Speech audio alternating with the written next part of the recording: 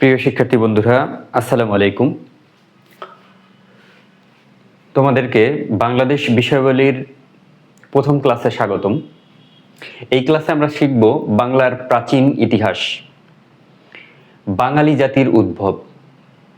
আচ্ছা প্রিয় শিক্ষার্থী ভাই বোনেরা, তোমরা কি কখনো নিজেদেরকে প্রশ্ন করেছো যে আমরা যে বাঙালি, আমরা কোথা থেকে আসলাম? আমাদের পূর্বপুরুষ কারা? এই বাঙালি জাতিটা কিভাবে গঠিত হয়েছে? দেখো, তোমাদের ভার্সিটির ভর্তি পরীক্ষায় বাংলাদেশ বিষয়াবলীর যে বাঙালি জাতির যে উদ্ভব, এই শিরোনাম থেকে তোমাদের কিন্তু প্রশ্ন হয়।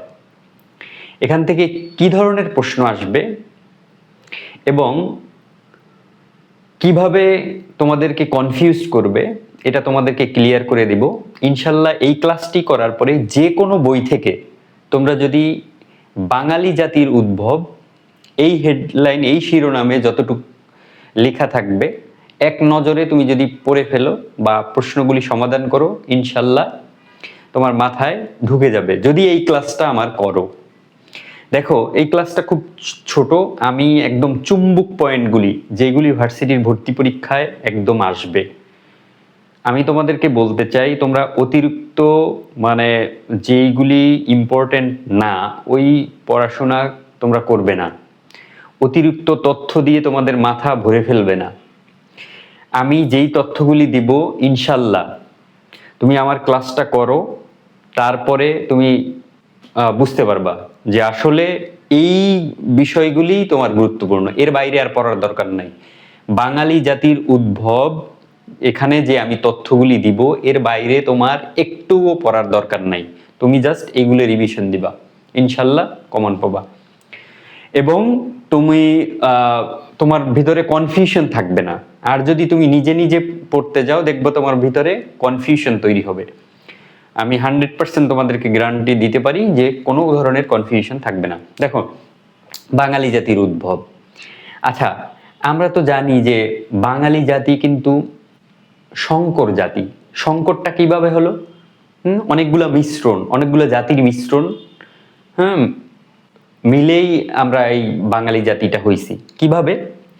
দেখো, এই যে বাংলা যে জনপদটা আছে, বা বাংলা তখনকার যে এই যে আমরা বাঙালি জাতি, কলকাতায় যারা বাস করে, বাংলাদেশে যারা বাস করে, এরা এই এই জনপদে এর আগে অনার্য ছিল। আর কি? আর্য জাতি। অনার্যরা এখানে স্থায়ীভাবে আগেই ছিল, আর আর্যরা অন্য দেশ থেকে আসছে। তাহলে কোথা থেকে আসছে? আর্যরা আসছে, দেখো, ইউরাল পর্বতের দক্ষিণের যে তৃণভূমি অঞ্চল, ওইখানে তারা বাস করত, ওইখান থেকে আসছে আমাদের এই জনপদে। আচ্ছা, এখন যদি প্রশ্ন আসে যে আর্যদের আদি নিবাস কোথায়, তাহলে তোমার অপশনে এটা থাকবে ইউরাল পর্বতের দক্ষিণের তৃণভূমি অঞ্চল। ঠিক আছে? আর যদি বলে আর্যরা কোন দেশ থেকে আসছে, আর্য জাতি কোন দেশ থেকে আসছে, তাহলে তোমার অ্যান্সার করতে হবে কোথা থেকে আসছে? ইরান থেকে। ঠিক আছে? তোমাদের কিন্তু কনফিউশন হওয়ার কোনো চান্স নাই যে বাঙালি জাতি আর্য এবং অনার্য, ঠিক আছে, এই জনগোষ্ঠী থেকে, আর্য জাতি অনার্য জাতি, এদের মধ্য থেকে বাঙালি জাতির উদ্ভব হয়েছে। এখন আর্যরা কোথা থেকে আসছে? ইউরাল পর্বতের দক্ষিণের তৃণভূমি অঞ্চল এবং ইরান দেশ থেকে। ঠিক আছে? আচ্ছা, আর্যদের ধর্মগ্রন্থ কি? বেদ। কোন ধর্ম তারা পালন করত? সনাতন। ঠিক আছে? এবং তাদের ভাষাটা ছিল ল্যাটিন, হিব্রু বা জার্মান। এখন দেখো, তাহলে আর্যরা তাদের সনাতন ধর্ম, তাদের ধর্মগ্রন্থ, ঠিক আছে, তাদের ভাষা এইটা ছিল। এইখান থেকে আস্তে আস্তে কি হয়েছে? একটা অংশ এই বাঙালি জাতি হয়েছে। আবার অনার্য যারা ওই ইউরাল পর্বত এবং ইরান থেকে আসে নাই, এখানেই ছিল, তারা কি ছিল? অস্ট্রিক জাতিগোষ্ঠী ছিল, নেগ্রিটো ছিল। তাহলে এই নেগ্রিটো, ভোটচিনীয়, এই যে দেখো ভোটচিনীয়, ওই যে গারো, তারপরে তঞ্চঙ্গা, তারপরে হচ্ছে এই যে উপজাতি যারা আছে, এরা কিন্তু এই ভোটচিনীয় যে জাতিগোষ্ঠী তাদের থেকে হইছে। এবং দেখো দ্রাবিড়, এখানে দ্রাবিড়টা বলা হয়, এটা এদেরকে এই এদেরকে অনুপ্রবেশকারী হিসাবে ব্যাখ্যা করা হয়, অনুপ্রবেশকারী। তাহলে এটা বাদ, এটা থেকে প্রশ্ন আসে না। তারা এটা অপশনে থাকলে এটাকে আগেই বাদ দিবা। তাহলে এটা অনুপ্রবেশকারী, আমি বলি যে এরা রোহিঙ্গা হিসাবে পরিচিত আর কি। আবার সিরিয়াসলি নিও না, আমি বললাম যে দ্রাবিড় যারা জাতিগোষ্ঠী তাদেরকে অনুপ্রবেশকারী বলা হয়।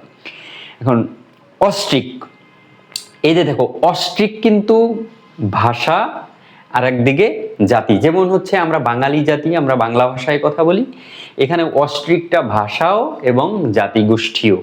তাহলে আমাদের বাঙালির বড় একটা অংশ অস্ট্রিক জাতিগোষ্ঠী, ঠিক আছে, অস্ট্রিক থেকে আসছে। নেগ্রিটো কি? নেগ্রিটো ওই যে উপজাতি টাইপের, ওই যে তোমরা সাঁওতাল বলো, তারপরে হচ্ছে কি এই ধরনের উপজাতি। তাহলে নেগ্রিটো, ভোটচিনীয়, ওই যে যারা এখনো উপজাতি হিসাবে আছে এরা। আর অস্ট্রিক হচ্ছে যেখান থেকে আমাদের বড় একটা অংশ এই বাঙালি জাতি হয়েছে। তার মানে হচ্ছে এই অনার্য থেকে এবং আর্য থেকে, এই দুইটা অংশ থেকেই বাঙালি জাতির উদ্ভব হয়েছে। এই কারণে বাঙালি জাতিদেরকে বলা হয় কি? সংকর জাতি। বাঙালি জাতিকে বলা হয় এই কারণে সংকর জাতি।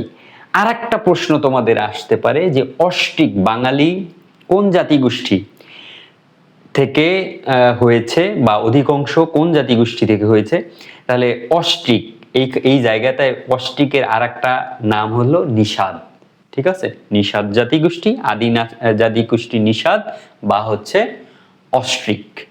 ঠিক আছে, যদি অস্ট্রিক অপশনে না থাকে তাহলে নিষাদ থাকবে, নিষাদ না থাকলে অস্ট্রিক থাকবে। ঠিক আছে, এইভাবে দেখো। তাহলে আমার কিন্তু এই প্রশ্নগুলি কিন্তু ঘুরে ফিরে আসবে।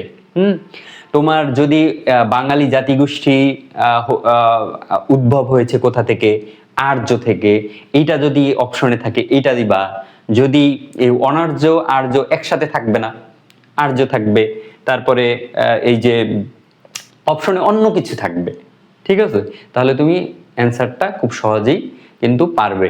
তাহলে আমার মেইন যে লেকচারটা সেটা হলো যে বাঙালি জাতির উদ্ভব হয়েছে আর্য অনার্য দুইটা থেকেই।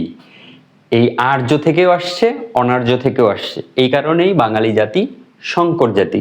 তাহলে আর্য থেকে একটা অংশ চলে আসছে বাঙালি জাতির মধ্যে, আবার অনার্য অস্ট্রিক, নেগ্রিটো, ভোটচেনীয়, দ্রাবিড়, এইগুলি সব মিলাইয়া এইগুলি থেকেও আসছে বাঙালি জাতি।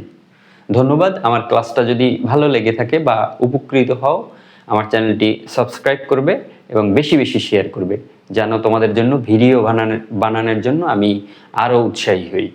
ধন্যবাদ। আসসালামু আলাইকুম।